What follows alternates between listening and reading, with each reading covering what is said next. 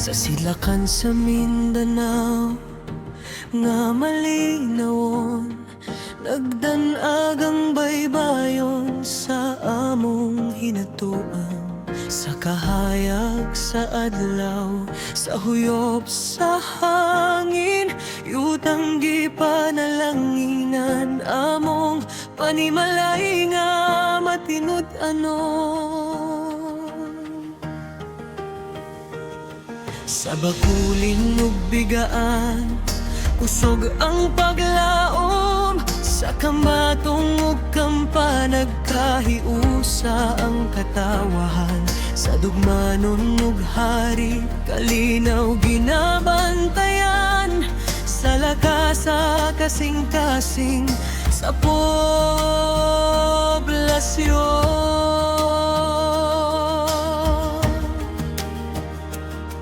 Sa Loyola ug Maligaya, nag-awit ang damgo.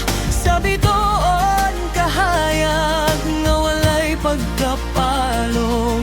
Sa Bukto ug Portlamon, kadagatan mo sanong. Hinatuan ikaw ang among gugma nga walay kapalong. Hinatuan Surigao del Sur, yutang mahal among dungog ug garbo. Bukid ug dagat, nag-uban sa paglambo. Sa matag barangay, nagkahiusa ang kasing-kasing nato. Hinatuan among panimalay, sa Diyos gipanalanginan.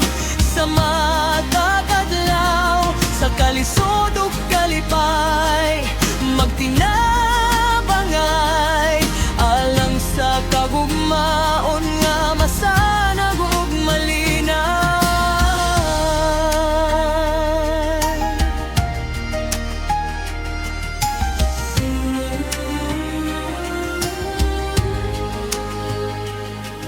Sa Roxas ug San Juan, nagbarog ang pagtuo.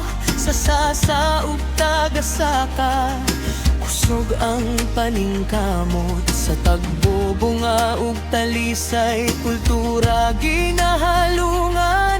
Sa Tarusan ug Tidman, pag-asa ginatanong.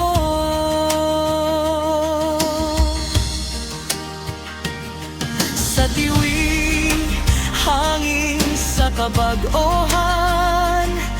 Sa Benigno Aquino, kasaysayan ginahandom. Sa Santo Niño, pagtuo ginahupot.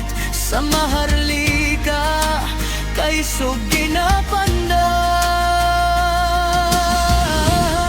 San unsa unos mo abot sa baybayon, magkahiusa kita, dili magpahugno.